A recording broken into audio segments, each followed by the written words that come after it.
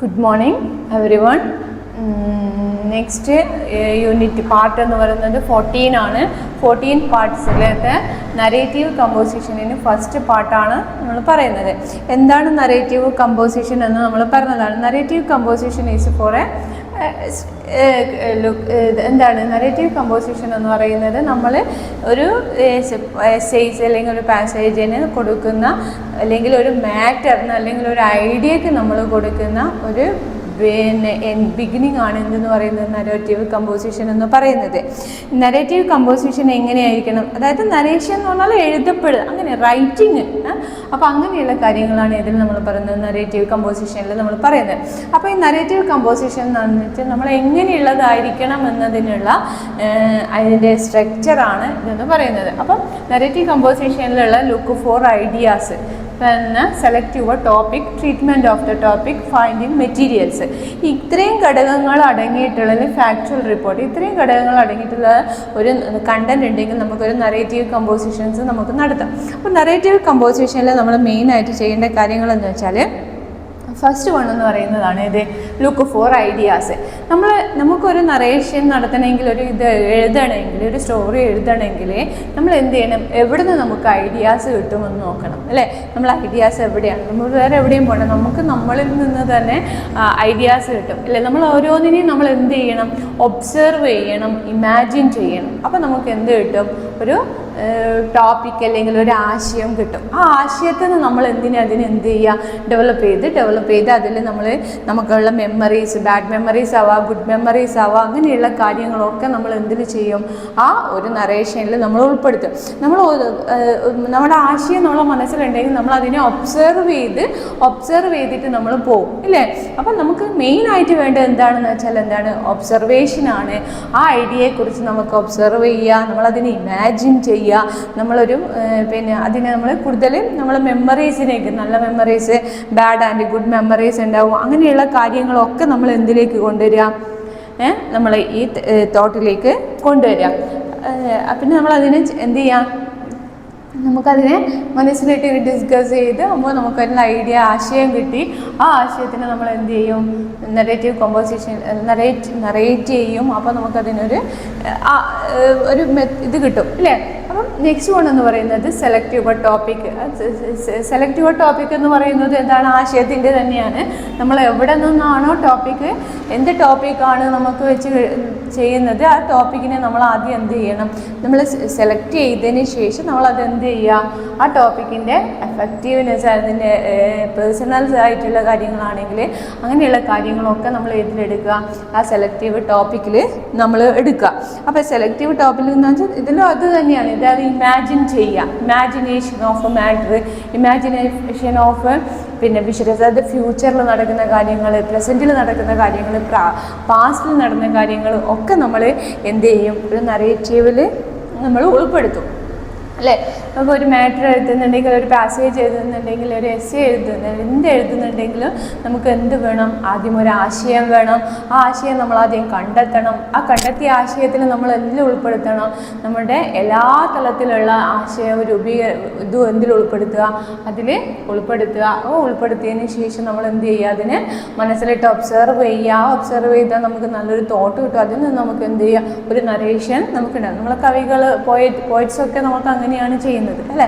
അപ്പോൾ നെക്സ്റ്റ് രണ്ടാമത്തെ സെലക്ട് ചെയ്തതിനെ നമ്മൾ എന്ത് ചെയ്യുക, പേഴ്സണൽ എക്സ്പീരിയൻസ് ആയിട്ട് എടുക്കുക. വേറെ നമ്മൾ കണ്ടതിനെ നമ്മളെ സ്വന്തം പേഴ്സണൽ എക്സ്പീരിയൻസ് ആയിട്ട് എടുക്കുക, അതിനെ എഫക്റ്റ് ചെയ്യുക. പിന്നെ മതപരമായിട്ടുള്ള കാര്യങ്ങൾ, ഒക്കേഷണൽ ആയിട്ടുള്ള കാര്യങ്ങൾ, അതൊക്കെ നമ്മൾ ഇതിലേക്ക് ഉൾപ്പെടുത്തുക, ഈ സെലക്റ്റീവ് ടോപ്പിക്കിലേക്ക് ഉൾപ്പെടുത്തുക. അതിൽ നിന്നൊക്കെ ആയിരിക്കണം നമ്മൾ എന്ത് ചെയ്യുന്നത്, ആ കണ്ടന്റുകൾ എടുക്കേണ്ടത് അല്ലെങ്കിൽ ആശയങ്ങൾ എടുക്കേണ്ടത്. എന്നിട്ട് നമ്മൾ എന്ത് ചെയ്യുക, which control every life to lives in അതായത് നമ്മൾ ഓരോ നിലവിലെ ലൈഫ് മെത്തേഡിൽ നിന്ന് തന്നെ നമുക്ക് ആശയങ്ങൾ എടുത്തിട്ട് അത് ഉൾക്കൊള്ളിച്ചുകൊണ്ട് നമുക്ക് എഴുതാൻ എന്ത് പറ്റണം, നറേഷൻ ചെയ്യാൻ പറ്റണം. പിന്നെ treatment of the topic treatment of നമുക്ക് കിട്ടിയ ആശയത്തിന് നമ്മൾ നമ്മുടേതായ നമ്മളിപ്പോൾ ഒരു ഇതിൽ നമുക്കൊരു ആശയം കിട്ടി. ആ ആശയം കിട്ടുമെന്ന് വെച്ചാൽ അതിൻ്റെ ഒരു തുടക്കം മാത്രം, ഒരു ഡോട്ട് മാത്രമാണ് ആശയം. ആ ആശയത്തിന് നമ്മൾ എന്ത് ചെയ്യുക, നമ്മൾ നമ്മുടെ മനസ്സിൻ്റെ പണിശാലയിലിട്ടിട്ട് മെരിക്ക് അല്ലെങ്കിൽ അതിന് എല്ലാ വേണ്ടുന്ന വളവും ഇതുമൊക്കെ കൊടുത്ത്, അതൊക്കെ പറയുന്നത് നമ്മളെ ചിന്തകളാണ്. ആ ചിന്തകൾ നമ്മൾ അതിലേക്ക് ഇട്ട് ആ ചിന്തകളിൽ നിന്ന് നമുക്ക് കിട്ടിയ ആശയത്തിന് വലിയൊരു മാറ്ററാക്കി എടുക്കാൻ നമുക്ക് കഴിയണം. അപ്പോൾ അതാണ് ട്രീറ്റ്മെൻറ്റ്. അത് വേറൊരു വ്യക്തിൻ്റെ പേഴ്സണൽ പ്രോബ്ലംസ് അത് നമ്മുടെയും കൂടി പ്രോബ്ലമായി അറിഞ്ഞ് കണ്ട് മാത്രമേ നമുക്ക് ഒരു റൈറ്റർക്ക് അത് എഴുതാൻ പറ്റുള്ളൂ. ഒരു റൈറ്റർ എപ്പോഴും എന്തായിരിക്കണം, ഒരു റീഡറിൻ്റെ കൂടി പിന്നെ മനസ്സറിയുന്നതവന് മാത്രമാണ് നല്ലൊരു റൈറ്റർ ആവാൻ പറ്റുക, അല്ലേ? അപ്പോൾ അങ്ങനെയുള്ള കാര്യങ്ങളൊക്കെ നമ്മൾ ഇതിൽ നോക്കണം.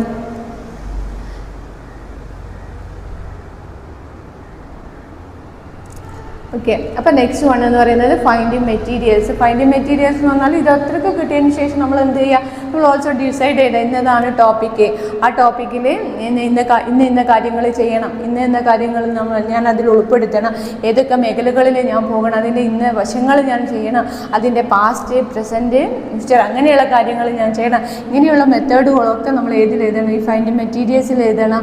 ആ ഫൈൻഡിങ് മെറ്റീരിയൽസിൽ എഴുതുമ്പോൾ തന്നെ also decided with the topic, ആ ടോപ്പിക്കിനെ കുറിച്ച് എഴുതണം. പിന്നെ നമ്മൾ അതിനെന്ത് ചെയ്യണം, ആ ടോപ്പിക്കിൻ്റെ ഡെവലപ്മെൻറ്റിനെ കുറിച്ചിട്ടും നമ്മളതിൽ ചർച്ച ചെയ്യണം. ഓക്കെ,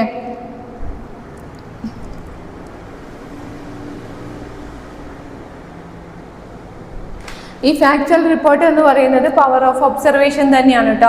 നമുക്ക് തന്നിട്ടുള്ള ഇതിൻ്റെ ഈ പവർ ഓഫ് ഒബ്സർവേഷൻ ഫൈൻഡിങ് മെറ്റീരിയൽസിൻ്റെ ഇതിൻ്റെയൊക്കെ ഈ ടോപ്പിക്കിൻ്റെ എല്ലാം തന്നെ അതിൻ്റെ ഒബ്സർവേഷനും കൂടിയാണ് ഈ ഫാക്ച്വൽ റിപ്പോർട്ട് എന്ന് പറയുന്നത്. അത്ര കാര്യമാക്കാനില്ല. അപ്പോൾ ആ ഫാക്ച്വൽ റിപ്പോർട്ട് എന്ന് പറയുന്നത് നല്ലൊരു ഒബ്സർവേഷൻ ഉണ്ടെങ്കിൽ നമുക്കൊരു നല്ല ഗുഡ് റൈറ്റിംഗ് കിട്ടും. ആ ഗുഡ് റൈറ്റിംഗ് ആണ് എന്ത് നടക്കുന്ന ഒരു ഗുഡ് നറേഷനായിട്ട് മാറുന്നത്. അപ്പോൾ നറേറ്റീവ് കമ്പോസിഷനിലാണ് ഫസ്റ്റ് വൺ. നറേറ്റീവ് കമ്പോസിഷൻ എന്ന് പറയുന്നത് ഐഡിയ നമ്മൾ ആദ്യം എവിടെ നിന്ന് എടുക്കണം, നമ്മൾ എന്ത് ചെയ്യണം, നമുക്ക് എവിടെ നിന്ന് കിട്ടും ഐഡിയാസ്. അപ്പോൾ ഐഡിയ ആദ്യം നമ്മൾ എന്ത് ചെയ്യാം, കണ്ടെത്തുക. ആ ഐഡിയ നമ്മൾ ആദ്യം കണ്ടെത്തിയതിന് ശേഷം നമ്മൾ എന്ത് ചെയ്യണം, അതിനെ ഒബ്സർവ് ചെയ്യണം, അതിനെ ഇമാജിൻ ചെയ്യണം. അതിൽ നമുക്ക് എന്തൊക്കെ ഉൾപ്പെടുത്താം, മെമ്മറീസ്, എക്സ്പീരിയൻസസ്, അങ്ങനെയുള്ള കാര്യങ്ങളൊക്കെ നമുക്ക് ഉൾപ്പെടുത്താം. ഈ ഐഡിയാസിനെ നമ്മൾ എന്ത് ചെയ്യണം, സെലക്റ്റീവ് ടോപ്പിക്, നമ്മൾ അതിനൊരു ടോപ്പിക്ക് കണ്ടെത്തണം. ആ ടോപ്പിക്കിൽ തന്നെ നമ്മൾ എന്ത് ചെയ്യണം, പേഴ്സണൽ എക്സ്പീരിയൻസ് ഉൾപ്പെടുത്തണം, എഫക്റ്റീവ് ആയിരിക്കണം. പിന്നെ കാര്യങ്ങൾ എഫക്റ്റീവായിട്ടുള്ള കാര്യങ്ങളായിരിക്കണം. പിന്നെ എല്ലാം മതപരമായ സോഷ്യപരമായിട്ടുള്ള റിലീജിയസ് ആയിട്ടുള്ള കാര്യങ്ങളൊക്കെ നമ്മൾ ഇതിൽ ഉൾപ്പെടുത്തും, ഈ ഐഡിയാസിൽ ഉൾപ്പെടുത്തും. പിന്നെ അതിന് നമ്മൾ എന്ത് ചെയ്യുക, ട്രീറ്റ്മെൻറ്റ് ഓഫ് ദ ടോപ്പിക്കാണ്. ആ ടോപ്പിക്കിന് നമ്മൾ മെൻ്റൽ സപ്പോർട്ട് കൊടുക്കണം. ആ മെൻ്റൽ സപ്പോർട്ടും കൺട്രോൾ നമ്മളെ കൺട്രോളായിരിക്കണം. നമ്മൾ തരുന്ന മാറ്റർ എന്ന് പറയുന്ന ആശയം എന്ന് പറയുന്നത് നമ്മൾ മെൻ്റൽ സപ്പോർട്ട് കൊടുക്കുന്നവൾ നമ്മളെ കൺട്രോളായിരിക്കണം. നമ്മളെ റൈറ്റിംഗ് എന്ന് പറയുന്നത് അത് എടുക്കുക. പിന്നെ ഫൈൻഡിങ് മെറ്റീരിയൽസ്, ഈ ഫൈൻഡിങ് മെറ്റീരിയൽസിൽ എന്ന് പറയുന്നത് ഓൾസോ ഡിസൈഡഡ്, നമ്മൾ തന്നെ തീരുമാനിക്കുക. അതായത് മെൻ്റൽ സപ്പോർട്ടിൻ്റെ തന്നെയാണ്, നമ്മൾ തന്നെ തീരുമാനിക്കുക. പിന്നെ അതിൻ്റെ ഡെവലപ്മെൻറ്റ്, അത് ആ ആശയത്തിന് നമ്മൾ ഏതൊക്കെ തലത്തിൽ എത്തിക്കണം എന്നുള്ളതും കൂടി തീരുമാനിക്കുക. പിന്നെ ഈ ഫാക്ച്വൽ റിപ്പോർട്ട് എന്ന് പറയുന്നത് പ്രോസസ് ഓഫ് പവർ ഓഫ് ഒബ്സർവേഷനാണ്. അത് അപ്പോൾ ഒബ്സർവേഷനാണ്, ഒരു നല്ല ഒബ്സർവേഷനാണ് എന്തുണ്ടാക്കാൻ പറ്റുക, ഒരു റൈറ്റിംഗ് ഫോർ എ ഗുഡ്, നല്ല ഒബ്സർവേഷൻ ഒരു നല്ല എഴുത്തുണ്ടാക്കും.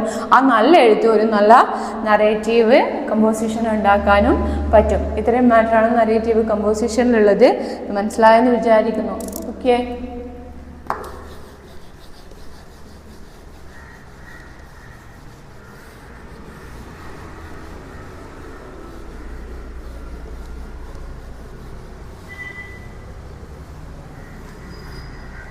നെക്സ്റ്റ് വൺ എന്ന് പറയുന്നത് നറേറ്റീവ് കോമ്പോസിഷൻ 2 ആണ്. അപ്പോൾ നറേറ്റീവ് കോമ്പോസിഷൻ 2 ആണ്. ഇപ്പോൾ ഫസ്റ്റ് എന്താണെന്ന് പറഞ്ഞു, എവിടുന്ന് ആശയം അതൊക്കെ മനസ്സിലായില്ലേ, ഇനിയിപ്പോൾ റിപ്പീറ്റ് ചെയ്യുന്നില്ല. നെക്സ്റ്റ് വൺ എന്ന് പറയുന്നത് നറേറ്റീവ് കമ്പോസിഷൻ ആണ്. അത് പാർട്ട് 15 ആണ്, അതിൻ്റെ കണ്ടിന്യൂഷൻ തന്നെയാണത്. അപ്പോൾ ഇതിലെന്ന് വെച്ചാൽ സാമ്പിൾസ് ഓഫ് റൈറ്റിംഗ്, ഇതിന് നമ്മൾ എന്ത് ചെയ്യണം, നറേറ്റീവ് കോമ്പോസിഷനിൽ എന്തൊക്കെ ഉണ്ടെന്ന് വെച്ചാൽ സാമ്പിൾസ് ഓഫ് റൈറ്റിംഗ് ഇത് എങ്ങനെയൊക്കെ ഉള്ളതായിരിക്കണം എന്നുള്ളതാണ്. നറേറ്റീവ് കോമ്പോസിഷനിൽ എന്തൊക്കെ മെത്തേഡുകളാണ് ഉണ്ടായിരിക്കേണ്ടത് എന്നാണ്. അതിൽ ഫസ്റ്റ് വൺ എന്ന് പറയുന്നത് സിംപ്ലിസിറ്റി,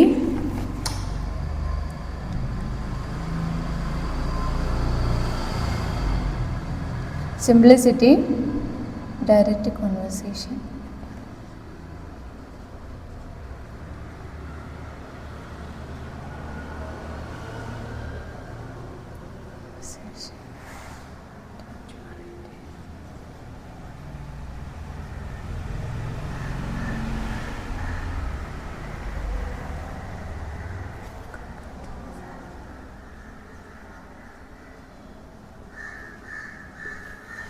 അപ്പം നെക്സ്റ്റ് നരേറ്റീവ് കമ്പോസിഷൻ ഫസ്റ്റിൻ്റെ തന്നെ നെക്സ്റ്റ് പാർട്ടാണ് നരേറ്റീവ് കമ്പോസിഷൻ എന്ന് പറയുന്നത്. നരേറ്റീവ് കമ്പോസിഷൻ്റെ സ്റ്റൈൽ എന്നാണ്, സ്റ്റേജ് എന്ന് പറയുന്നത് ഇതൊക്കെയാണ്. ഒന്നാമത്തേത് ഏതാണ്? സിംപ്ലിസിറ്റിയാണ്. സെക്കൻഡ് വൺ എന്ന് പറയുന്നത് ഡയറക്റ്റ് കോൺവെർസേഷൻ ആണ്. മൂന്നെന്ന് പറയുന്നത് ഇൻഡിവിജ്വൽ ആണ്. നാലാമത്തേതെന്ന് പറയുന്നത് കോൺക്രീറ്റ്നെസ് ആണ്. അതായത് നമ്മൾ എന്ത് ചെയ്യണം? ഈ നരേറ്റീവ് കോമ്പോസിഷൻ റൈറ്റിംഗ് അല്ലെങ്കിൽ റൈറ്റിംഗ് നടത്തുമ്പോൾ നമ്മൾക്ക് എന്ത് ചെയ്യണം? അതിൻ്റെ റൈറ്റിംഗ് മെറ്റീരിയൽ എന്ന് പറയുന്നത് ഈ തലങ്ങളിലൂടെയൊക്കെ പോകണം. അതായത് എഫക്റ്റീവ് ആയിരിക്കണം, അല്ലേ? എഫക്റ്റീവ് ആയിരിക്കണം, കണക്റ്റിംഗ് ആയിരിക്കണം. ഒരു നരേഷൻ എന്ന് പറയുന്നത് എഫക്റ്റീവ് ആയിട്ടുള്ളതും കണക്റ്റീവ് ആയിട്ടുള്ളതുമായിരിക്കും. കൺവിൻസ് ചെയ്യാൻ റീഡറിനെ കൺവിൻസ് ചെയ്യാനും കൂടി പറ്റുന്ന തരത്തിലുള്ളതായിരിക്കണം എന്തെന്ന് പറയുന്നത് റൈറ്റിംഗ് എന്ന് പറയുന്നത്. അപ്പോൾ ഇതിൻ്റെ ഇതിലെന്ന് വെച്ചാൽ അതിന് ഈ റൈറ്റിംഗ് തന്നെ നമുക്ക് എന്തുണ്ട്? ഇതിനൊരു നരേറ്റീവ് കമ്പോസിഷനിൽ ഒരു സ്റ്റൈൽ ഉണ്ടാവും, അല്ലേ? ആ സ്റ്റൈലിന് വേണ്ട ഘടകങ്ങളാണ് ഇത് ഈ സിംപ്ലിസിറ്റി, ഡയറക്റ്റ് കോൺവെർസേഷൻ, ഇൻഡിവിജ്വലാലിറ്റി, കോൺക്രീറ്റ്നെസ് എന്ന് പറയുന്നത്. അപ്പോൾ ഈ സ്റ്റൈൽ എന്ന് പറയുന്നത് ഫസ്റ്റ് വൺ എന്ന് പറഞ്ഞാൽ proper words in A proper places. അതായത് നമുക്ക് കിട്ടുന്ന ഐഡിയാസ്, നമ്മൾ പറഞ്ഞ നരേറ്റീവ് കോമ്പോസിഷനിൽ ഫസ്റ്റ് പറഞ്ഞല്ലോ എവിടെ നിന്ന് ആശയങ്ങളുണ്ട്, ആ ആശയങ്ങളോടൊപ്പം തന്നെ നമ്മൾ എഴുതുന്ന അല്ലെങ്കിൽ റൈറ്റിംഗ് നടത്തുമ്പോൾ എവിടെയാണോ പേഴ്സൺസ് എവിടെയാണോ പ്രോപ്പർ എഴുതേണ്ടത്, അത് പ്രോപ്പർ പ്ലേസും പ്രോപ്പർ ഇവൻറ്റും എന്തായിരിക്കണം? കറക്റ്റ് ആയിരിക്കണം. പ്രോപ്പർ ഇവൻറ്റും പ്രോപ്പർ പ്ലേസസും make for a good writing. അപ്പോൾ അതിനെന്ത് വേണം? ഒരു സിംപ്ലിസിറ്റി ഉണ്ടായിരിക്കണം. അതായത് വേർഡ്സിന് എന്തായിരിക്കണം? ഒരു സിംപ്ലിസിറ്റി ഉണ്ടായിരിക്കണം. അപ്പം ഓക്കെ. അപ്പം നരേറ്റീവ് കോമ്പോസിഷനിൽ ഫസ്റ്റ് അതിൻ്റെ മെത്തേഡ് എന്ന് പറയുന്നത് എന്തൊക്കെ ഉണ്ടായിരിക്കണം? ആ സ്റ്റൈലിൽ വരുന്നതാണ് ഏത്? Simplicity, direct conversation, individuality and concreteness. Proper വേർഡ്സിന് പ്രോപ്പർ ഇവൻറ്റ്. രണ്ടാമത്തെന്ന് പറയുന്നത് individual manner to express his. അതായത് നമ്മളിപ്പോൾ ഒരു റൈറ്റിംഗ് നടത്തുമ്പോൾ അതിന് ഇൻഡിവിജ്വൽ മാനർ നമ്മൾ കൊടുക്കണം. അതായത് ഇതൊരു വ്യക്തിക്ക് അദ്ദേഹത്തിൻ്റെതായിട്ടുള്ള ഒരു എന്തുണ്ട്? ഇൻഡിവിജ്വാലിറ്റി ഉണ്ട്. അത് നമ്മൾ കീപ്പ് ചെയ്യണം. അത് എക്സ്പ്രസ് ചെയ്തിട്ടായിരിക്കണം നമ്മൾ എന്ത് ചെയ്യുന്നത്? അവരെ റൈറ്റിംഗ് നടത്തേണ്ടത്. അവരുടെ ഒപ്പീനിയനും കൂടി അറിഞ്ഞിട്ട് വേണം നമ്മൾ എന്ത് ചെയ്യണം? അത് എഴുതേണ്ടത്. ഓക്കെ.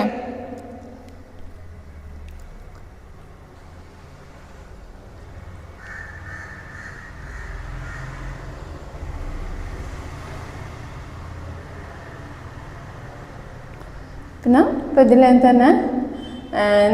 തന്നെ എന്ത് ചെയ്യണം? അതിലുപയോഗിക്കുന്ന ഓരോ ഇതും സിംപ്ലിസിറ്റി എന്ന് പറയുന്നത് വാക്കുകളാണ്. അതായത് വായനക്കാരന് കൂടി അല്ലെങ്കിൽ റീഡേഴ്സിന് കൂടി എന്താവണം? മനസ്സിലാവുന്ന തരത്തിലുള്ള സിമ്പിളായിട്ടുള്ള വാക്കുകളായിരിക്കണം നമ്മൾ നരേഷനിൽ റൈറ്റിങ്ങിൽ ഉപയോഗിക്കേണ്ടത്. പിന്നെ ഡയറക്റ്റ് കോൺവെർസേഷൻ എന്ന് പറഞ്ഞാൽ റീഡേഴ്സും അല്ലെങ്കിൽ അതിലത്തെ മാറ്ററും തമ്മിലുള്ള ഇതായിരിക്കണം. ഇൻഡിവിജ്വാലിറ്റി ഓരോ വ്യക്തിക്കും അവനുടേതായിട്ടുള്ള ഒരു അത് എപ്പോഴും നമ്മൾ കീപ്പപ്പ് ചെയ്യണം. പിന്നെ അത് നല്ല രീതിയിൽ കൺവേയിങ് ഹിസ് മീനിങ്സ് നമ്മൾ എന്ത് ചെയ്യാം? ഇത് കൺവേയിങ് ചെയ്യുന്ന തരത്തിലായിരിക്കണം നമ്മൾ എന്ത് ചെയ്യേണ്ടത്?